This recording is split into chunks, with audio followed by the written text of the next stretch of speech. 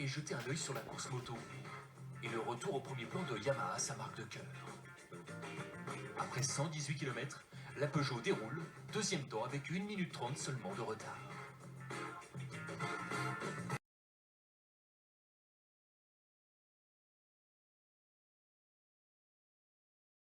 Deux parties, 118 km dans la première partie. Carlos Sainz qui donc a pris les devants.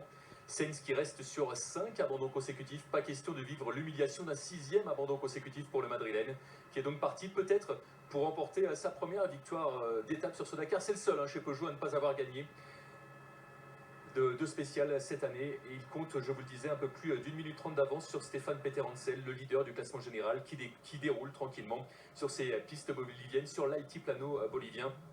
Derrière, et bien derrière les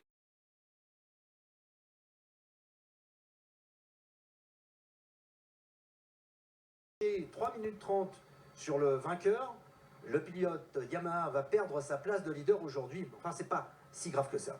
Idem pour Barreda. Après 2 jours, il a regagné près de 20 minutes ce matin.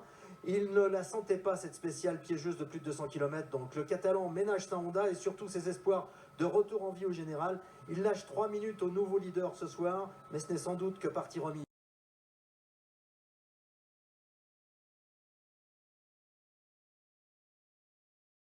Qui a repris la course ce matin.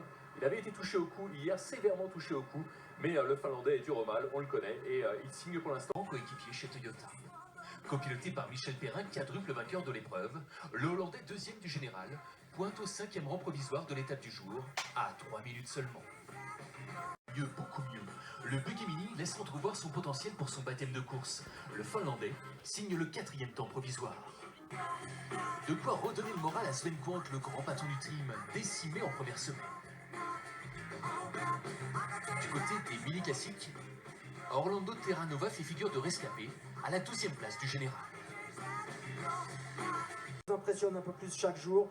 Pas de victoire, mais toujours placé. Encore 2e aujourd'hui. Kevin Benavides, numéro 47. Slalom entre les pièges de la course et de la piste. Il se place ce soir pour la première fois de sa carrière en tête du général du Dakar. Sourire chez Honda, euphorie en Argentine. Bravo Kevin.